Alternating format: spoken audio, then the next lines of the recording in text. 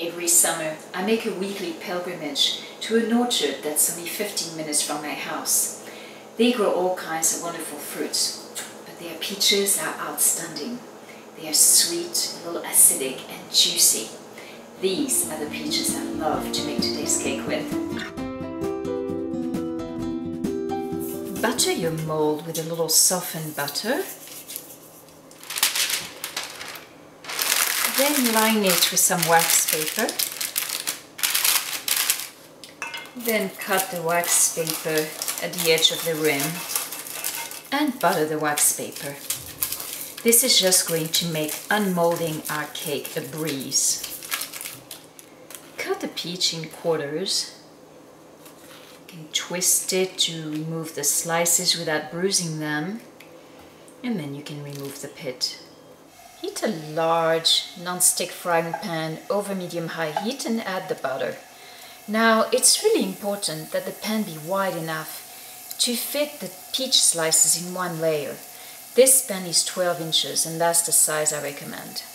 Once the butter has melted, just add the peaches to the pan, laying them on one of their cut sides.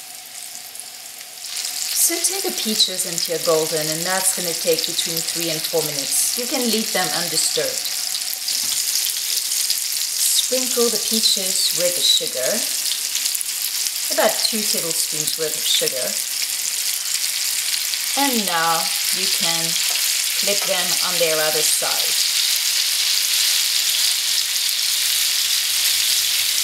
See, we got a nice color on them already.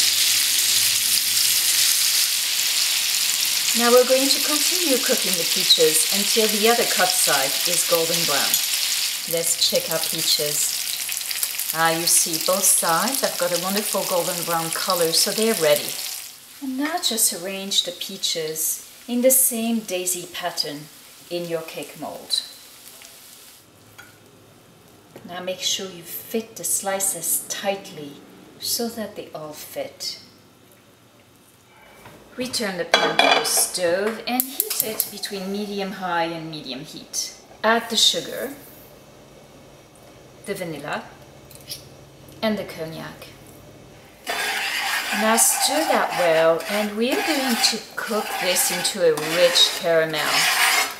This will take between 5 to 6 minutes, and you're going to want to stir continuously, keeping a close eye not to burn your caramel. Now the reason for using the same pan is that the peaches have left this most incredibly delicious juices that have already caramelized in the pan. So this caramel is going to have a wonderful peachy flavor to it. The first thing that the caramel is going to do is to foam up like this. And make sure you keep stirring. After a couple of minutes, the caramel becomes thick, as you see. Make sure you keep stirring. Towards the end of the cooking, as you see, the sugar crystals are melting again. The caramel is starting to become smooth. This is the point where you have to be super careful because it could easily burn. We want the caramel to take a slightly darker color, and we want it to be completely smooth.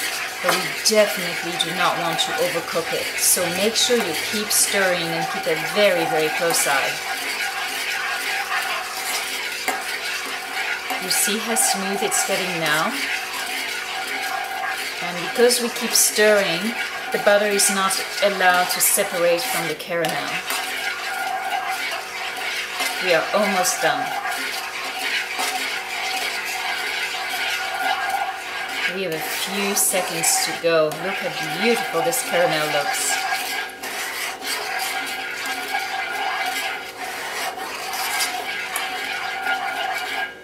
Alright, we are done. So now turn off the heat and drizzle it over the peaches. Now, by the way, you know that you have to be very careful when you work with caramel. You can burn yourself very easily. For the egg whites, you're going to whip them at medium speed until frothy.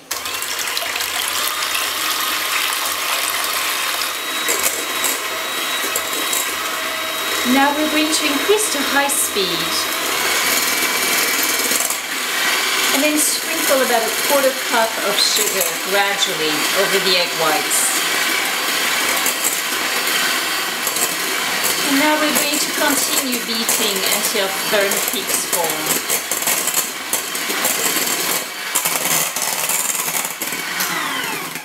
Here we are. Place the softened butter in a bowl. Add the sugar and the vanilla. Now you're going to beat on slow speed until this mixture is creamy.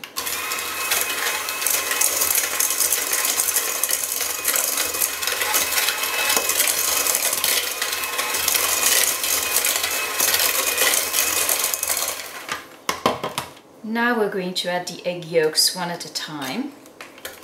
And we're going to continue mixing on medium speed until they are well incorporated.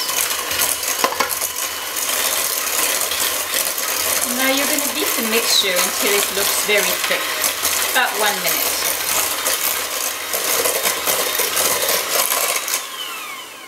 Alright, this looks perfect. So add about 1/3 of the egg whites to this mixture and fold it in.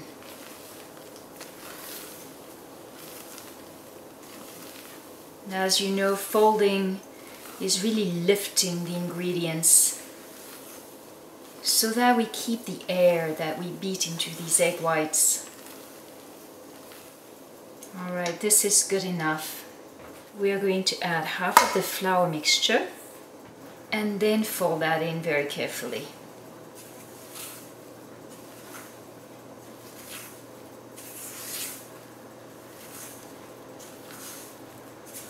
As soon as it's barely incorporated, you can stop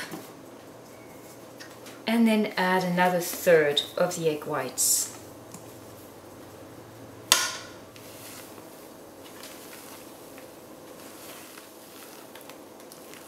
Alright, this looks good. Now you add the balance of the flour mixture, fold that in again. And we finish with the balance of the egg whites.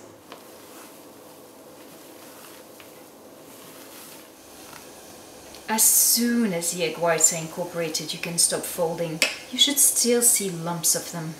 Place your mold on top of the jelly roll pan and pour the batter on top of the peaches.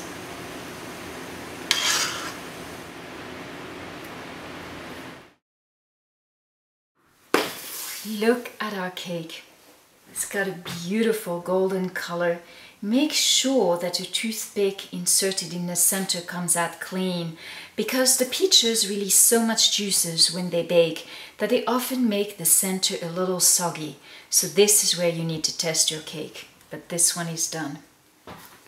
Place the cake on a cooling rack and let cool for at least an hour. And molding the cake is super easy.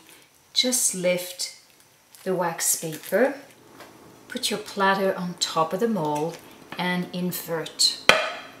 Now gently lift the mold.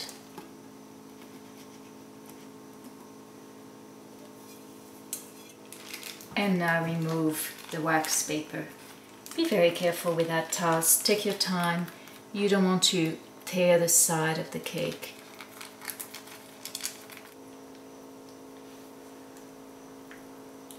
Look at this. Look how gorgeous our cake is. Now I'm going to clean the sides here with a damp paper towel. And if you wish, you can finish with a little powdered sugar. This gives our plate and the rim a nice little detail.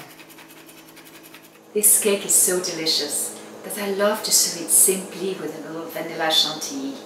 Enjoy baking and bon appétit.